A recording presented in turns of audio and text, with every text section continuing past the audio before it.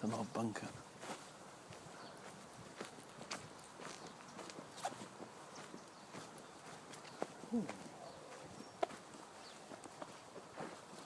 Oh, it's so nice to be up here again.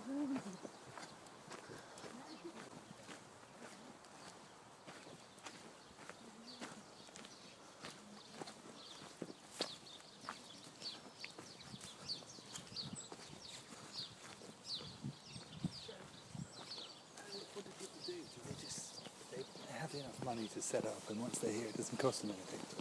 Yeah, I think some have local jobs. They have like products, and there's a pottery thing over there. And they do courses that they teach people from all around the world on how to live sustainably. I came up here and did it. You can either do it for free if you really haven't got any money, or How long's the course? Depends on which course you do. The Eco-Village design course is a few weeks, I think, like a month.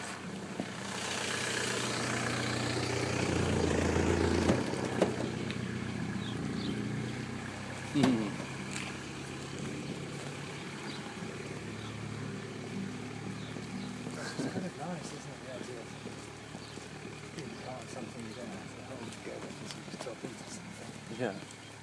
Then, of course, you've also got the complications of lots of people trying to get on together. Well, they do amazingly well here. Do they? They have the most. That's the hardest thing with these places. Here we go. They have the most awesome organisational system, where they have a nice wheelbarrow named Pan.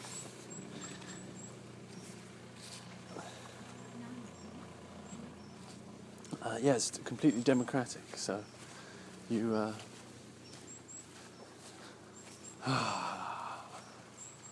you sit between a group, and if a task needs doing, you put out all the tasks on the table and go, well, who feels like doing this? Who feels like doing that? If you have too many people that choose to do one task, then, someone will say, all right, well, I'll do the one I didn't really want to do. Yeah.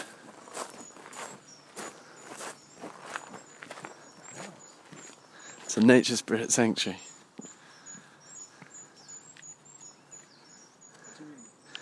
Well, this was all founded about communicating with the nature intelligences. So they would meditate and ask nature for guidance on what to do. And this is one of the sanctuaries they were instructed to build so that they could keep quiet and tune into the nature intelligences. No, it's open for people to come and meditate in whenever they like.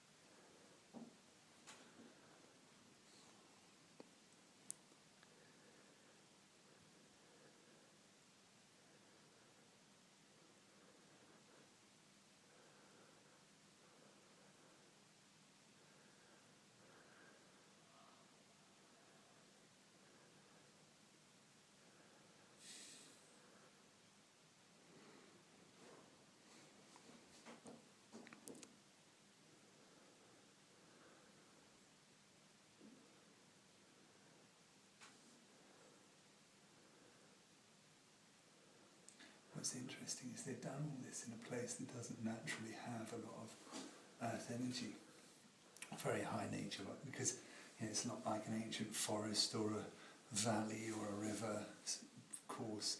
It's actually just a field, isn't it? Sand. They built this on sand. Yeah, I mean, so the nature itself doesn't come together in a particularly expressive way here. They've managed to find ways to get it to express. And imagine if you found a piece of land that innately had a tremendous amount of expressive natural energy, and then learn to work with that. That would be amazing, wouldn't it?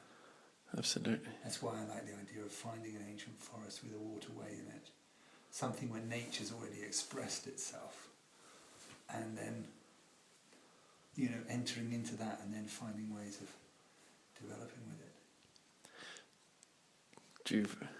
Do you feel anything from the nature intelligences here? Daemonic kingdoms.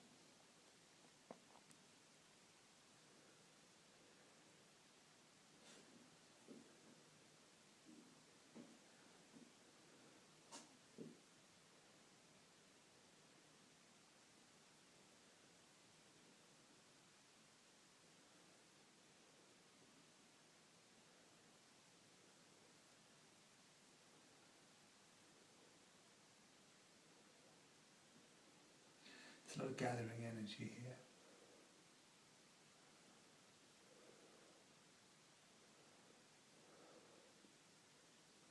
Very grounding. It's not like that, it's like that.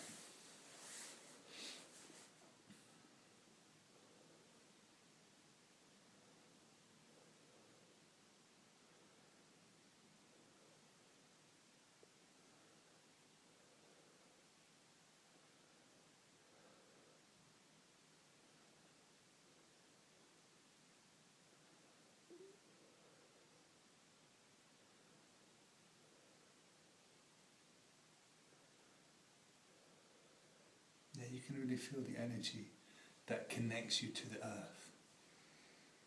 You know, that's kind of what's expressed here. It's kind of like it's the transformation of yang to yin, becoming really quite yin, rather than from yin to yang, or fusion of yin and yang. It's like, feels like that energy. So the heavenly being grounded. Yeah, transformation from yang to yin. Yeah.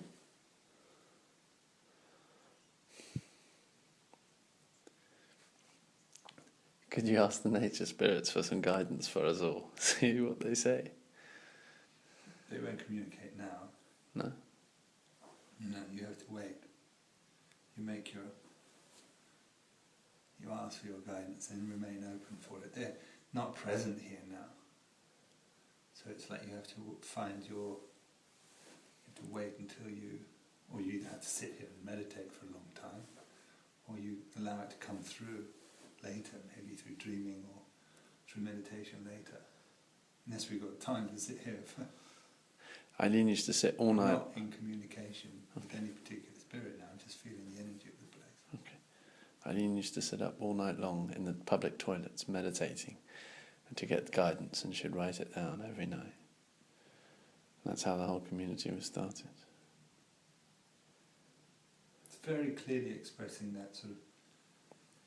It's almost like the opposite of the Schellberger principle. What's expressed energetically here is this sort of spinning in out of the universe into sort of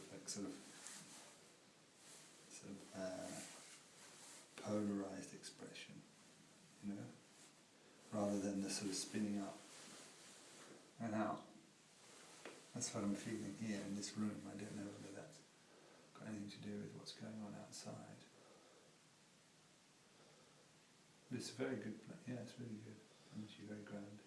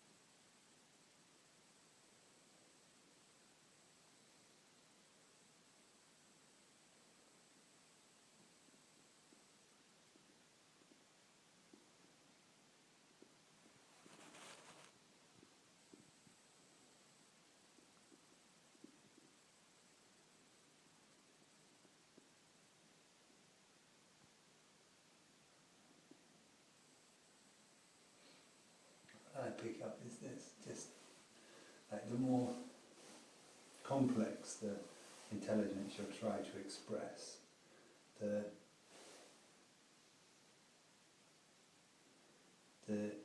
more the less able it is to express itself completely through nature. So it's like I'm not sure if I can explain this clearly. It's very clear just now. What I'm getting is like the principle that needs to be expressed is actually very simple. If we try to make it too complex, then nature's capacity to express that is diluted. Yes, that's the point. So all we need to do is to have, the only intention we need to put is what is that of alignment. The more creative is our intention, or the more of our creative intelligence we put into the intention over and above that simple willingness for alignment, the more convoluted is the process of coming into being, which is that. So it's like the natural energy, or the energy and the universal intelligence need only a willingness to come into alignment, and then all the creation just unfolds perfectly. The more there's an intelligent idea about what is sought to be expressed, the less easily that universal intelligence and the creative power of nature express themselves. Do you understand what I'm saying? Mm-hmm. So it's really, the exercise is not to see how skillfully we can, it's more about how seamlessly we can align ourselves rather than how skillfully we can express ourselves. That's this sort of, like when I tune into that energy, there's a point at which it becomes almost like not a friction, like a pressure. If we use this principle to try to express too much of our own intelligence, it becomes not confusing, not Stifling. It starts to create incoherence. There's less coherence. Do you know what I mean? Stifle, yes. Gets slightly choked, that principle. This sort of seamlessness of that process gets choked by the more complexity of what it is we think we try to express through it. So it's the fact that the more we're in the way with what we think we want to express, the less its capacity to express that is able to manifest.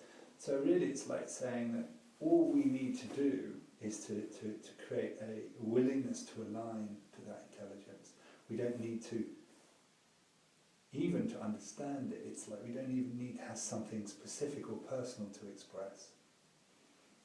And that, so like the more complex the system, the more prone to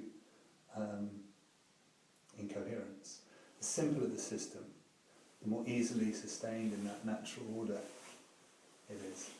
Yeah. So that's what I'm getting here.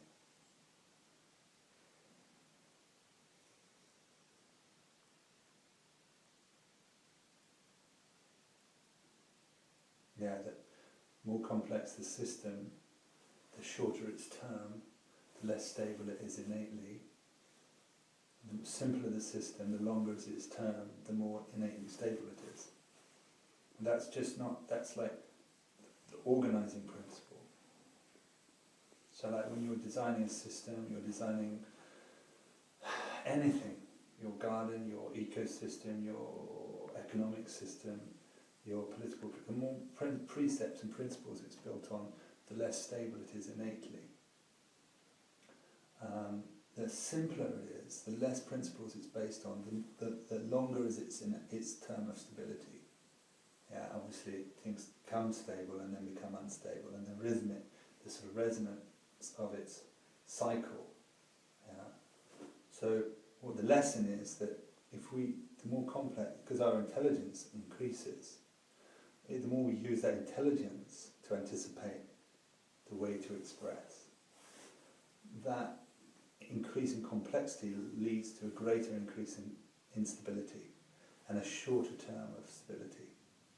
So the rate of decay increases the more complex the system becomes. The rate of decay is less. It's like a harmonic. It's like it's just wave